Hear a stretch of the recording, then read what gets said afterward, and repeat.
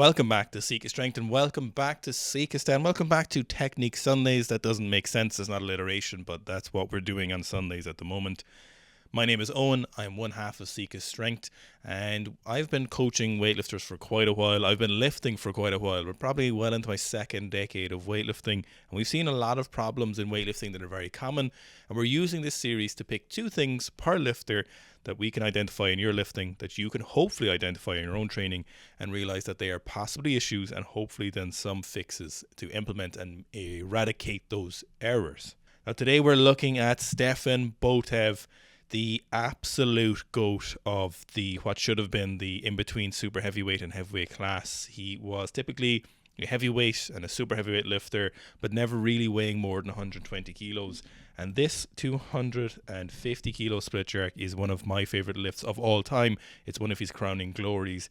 And you can see why we're doing Botev's split jerk today. He used to lift for Bulgaria, moved to Australia later in his career, I think when he was around 28, and then retired back to Bulgaria at the moment, where I believe he is some form of manure salesman or fertilizer salesman. So that is, and I think he sells gym equipment also. So we're looking at Stefan Botev's jerk, and there's two things we want to look at. The first thing is the dip and drive, and specifically what we're looking at today is the dip and drive tempo. Now, there's a lot of issues with the split jerk. The split jerk is actually one of the hardest lifts to get correct. It's surprising how hard it is and how little thought some people give the technicality of the split jerk. But given the fact that the weight is very fast, the weight is on your chest, so you're already in a slightly compromised position. You're not starting from a relaxed position from the floor where you have time to organize yourself. And not only is it heavy, not only is it on your chest, so it's putting a little bit of pressure on you, you've almost certainly done a clean beforehand. And so as a result, you're already fatigued. And then we're expected to execute this highly technical, highly fast, very heavy lift overhead with perfect technique. So we've got to give it its due. We've got to be really precise with our technique. We've got to practice the jerk as much as possible. It's actually one of the hardest lifts to make good technical corrections because it's so fast and because it's so heavy and because you're so fatigued. So please do give it the respect the jerk needs. And Stefan Botev is going to give us some great things to look at today. So when we're looking at the dip and drive, what I really want you to look at today in regards to Stefan Botev, Mr. Botev split jerk, is the dip and drive tempo. So people very often get the tempo of the dip and drive wrong. It's very, very interesting. Frequently what people will do is they'll either dip too slow. So they will come into the bottom of the dip, moving too slow, pause too long in the bottom, and then not move fast enough coming out of the drive or the extension portion. Think about you as a spring. If you compress a spring very, very slowly and then release it very, very slowly after a pause in the bottom, the spring isn't going to go very far. The spring will go much further if you compress it violently and smoothly release it from the bottom. The extension phase will be much higher. The spring will fly much farther. The spring will fly much farther, and you are no different than that spring. Watch this 230 kilos. Holy shit. Excuse my French, but that is outrageous. If we watch this 240 here again. Stefan is the spring. Watch how fast and smooth he dips and drives. Now, you might be like, oh, he can move faster than that. But could he move faster than that with 240 kilos? See how aggressive this is. See how fast it is. This is what you need to be doing with your barbell. You need to move as fast as possible, but while still moving as smooth as possible. You need to be very, very smooth. There's no good going very, very fast into the bottom position, pausing and changing direction, because you're still giving yourself the same errors there. You might as well go slow into the bottom as if you're going to go fast, because if you're pausing too long in the bottom, you're going to dissipate a lot of those stored energies. Remember, you may have heard of something known as a stretch shortening cycle or the stretch shortening reflex. A large part of this is most of your lower limbs are taking part in this when you're doing the split jerk, the Achilles tendon being a large one.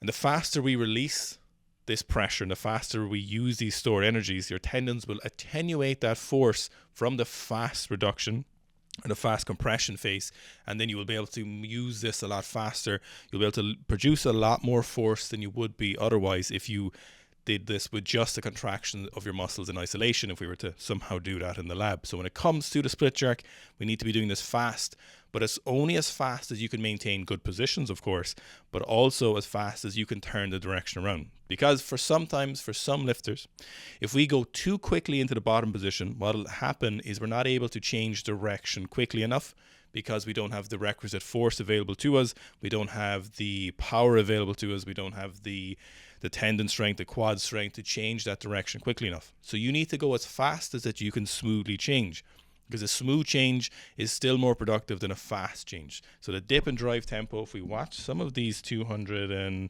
odd kilos here, so this first set of 200 kilos in the challenge in China video from Iron Mind, you'll see the smoothness of that dip and drive and see how aggressive he is.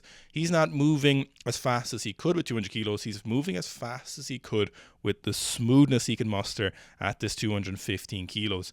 You'll also see the consistency in his smoothness. So from 200 to 230 kilos here, you'll see how smooth it is. And if you compare that to the 250 kilo clean and jerk, you'll see just how smooth and consistent the tempo is. So the consistency allows him to practice at these heavier weights. If we watch 240 here, we'll see no change in that tempo. Very often we'll see lifters with good technique, and then they'll get to about 85% plus, and their technique on the jerk specifically will absolutely disintegrate. So we need to be smooth with this tempo and the dip and drive. The fast nature of it is very, very important. Like we've talked about before, you need to walk before you run before you can sprint. And the same way with the dip and drive positions, you need to make sure that you're maintaining these positions like we've talked about before and we'll talk about again in the future. You need to make sure that your knee tracking is good. You need to make sure your lower back position is good, your torso angle is good. So only progress the speed as fast as possible while maintaining these positions, but also while you can maintain the smoothness of this dip and drive from the jerk. So big thing to watch for in your own training is no pause on the bottom. And Stefan does this better than anyone I can think of for a very long time, is you'll see how little time he spends pause on that bottom. So as soon as he hits that bottom, he is changing that direction as fast as possible. And that's what I want you to look for. It's a really common problem in people's technique. So when you're lifting this evening or tomorrow, I want you to watch your jerk and see how long do you spend in the bottom position. And I want you to change that around as fast as possible. I want you to focus on that. If you see yourself pausing, and you may notice it now if you do, compare yourself to Stefan and then progress and make attempts to change that time you spent in the bottom. The large portion of this is purely a learned pattern. You need to learn to get out of here faster because it is a sport specific skill. There's other aspects which we'll talk about in a second that it can improve this, but by and large we need to learn to practice this. This is one of the reasons that weaker lifters relative to their absolute level will still be able to move heavy weights faster, because they have this skill inherent in them and they've practiced this skill. Now the second thing we want to look at when we're looking at Botev's jerk is his actual split jerk position. Split jerk position is almost textbook, dare I say textbook, in terms of his lower body. So that's what we really want to look at here. So if we go to this behind position here, this excellent angle at 250 kilos, Stefan has quite a short split jerk, but he obeys a lot of things that I would like you to look for. Now the actual split jerk length you need to look for will actually quite well figure itself out once we obey a couple of different rules. So the first thing we want to be looking for is the front shin angle. Now the front shin angle here, you'll see, is behind perpendicular, so it's greater than 90 degrees with the floor. This is a really common shin angle. Some lifters might have this at 90 degrees, but I want you to look for greater than 90 degrees. So not too far back, but certainly beyond that 90 degrees, behind the line of your laces. Vertical is mildly acceptable, but I would prefer if we had a slight larger angle than that. So one of the reasons we don't want this forward inclined shin angle here is the fact that the weight is overhead. The weight's tendency is going to fall forward due to the nature of your anatomy, so it's going to move in this direction.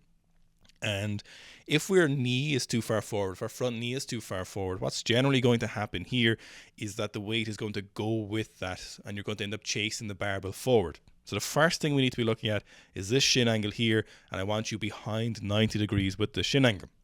Now at the same time, we're going to look at the back leg, and there's two criteria we need to obey with the back leg. And if you're obeying the criteria with the front leg, the back leg then will follow through and will end up with a better quality split jerk overall. The first thing in the back leg we need to look at is your back heel position needs to be further away from the floor. So if we look at one of these angles here, Stefan does an amazing job of keeping that back heel away from the floor, even at heavy weights. Now, this is a hard thing to do. It takes a while to learn, and it definitely requires a lot of diligent practice. But the back heel being further away from the floor allows us to be in a much more stable position, and allows our lower back to sit in a better quality position. So if we look for this behind angle again here, what often happens is lifters will have this back leg too straight. Their heel will be touching the floor. You may remember Nino's split jerks from the Olympics. If you want a bad example, go look at those. That's one of the reasons he was very unstable, because his back heel was touching the floor, and that is something we never want. A hard rule in weightlifting: never have your back heel touching the floor. In conjunction with that, I don't want that back leg straight. These go hand in hand. I want a bend in that back knee, that back heel farther away from the floor, almost, if we were to look at the sole of your shoe, close to 90 degrees. This will slightly depend on your mobility and your anatomy and your limb lengths.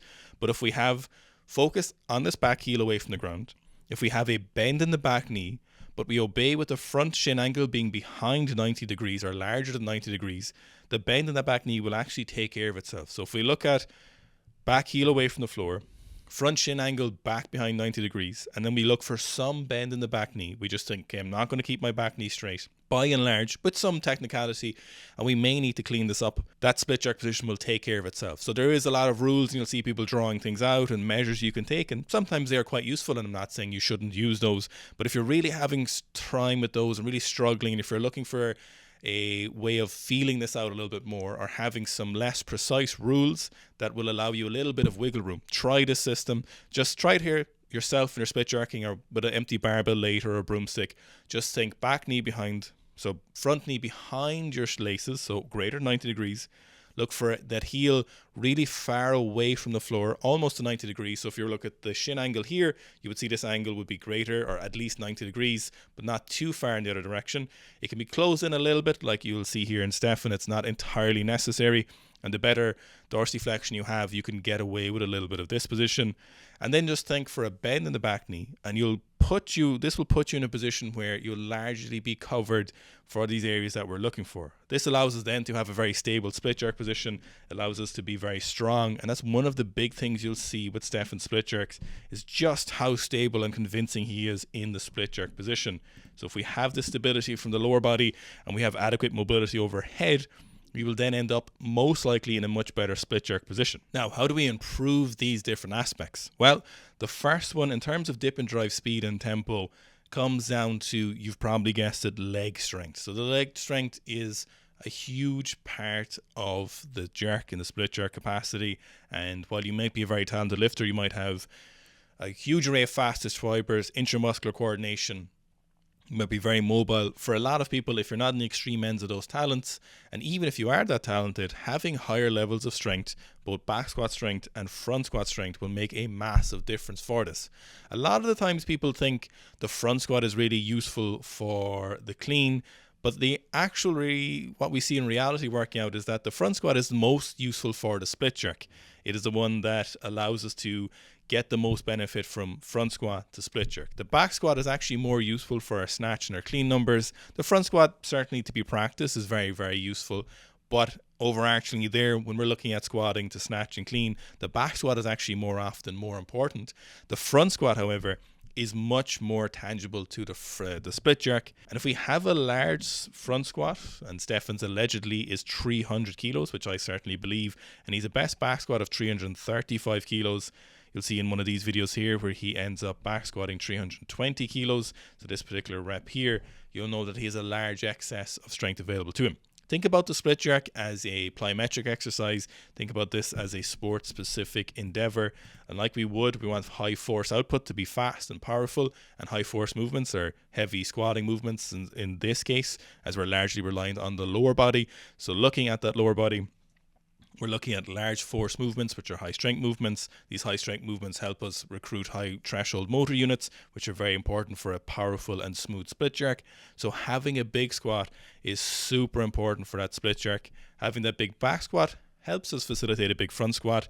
And then if we have a big front squat, we can probably get a little bit heavier front squats relative to our clean and jerk. We can probably do them a little bit more frequently.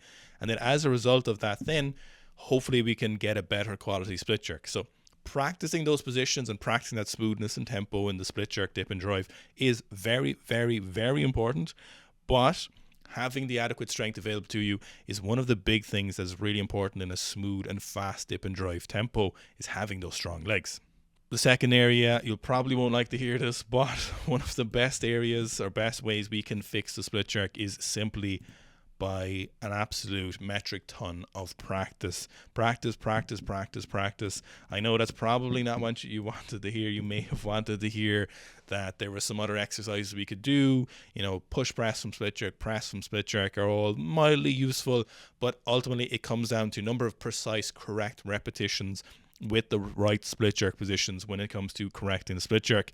It's the only way, or rather it's the most effective, reliable and efficient way, is practicing good split jerk positions. You can practice this all the way up to your heavy clean and jerks, or you can practice this when you are waiting for your kettle to boil, you're waiting for your food to cook.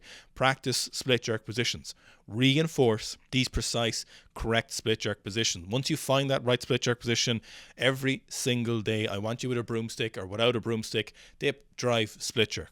Hold a split jerk position, whatever you're doing, whatever you're waiting for. If you're waiting for the bus, you're standing outside the lecture hall, you're waiting for your tea or your coffee to cook, split jerk. Practice them. If you want to get better, it doesn't matter who's looking, just practice that split jerk position. Hold some isometrics or some pauses in that correct split jerk position, and I guarantee you this will help transfer over into your split jerk, because if you can't do it correctly and precisely without weight, you have no hope of doing it correctly and precisely with 100% of your clean and jerk. So practice the correct position non-stop every day until you acclimatize, until you accumulate hundreds and thousands of repetitions, and you can be reliably sure that you're going to hit a good split jerk position.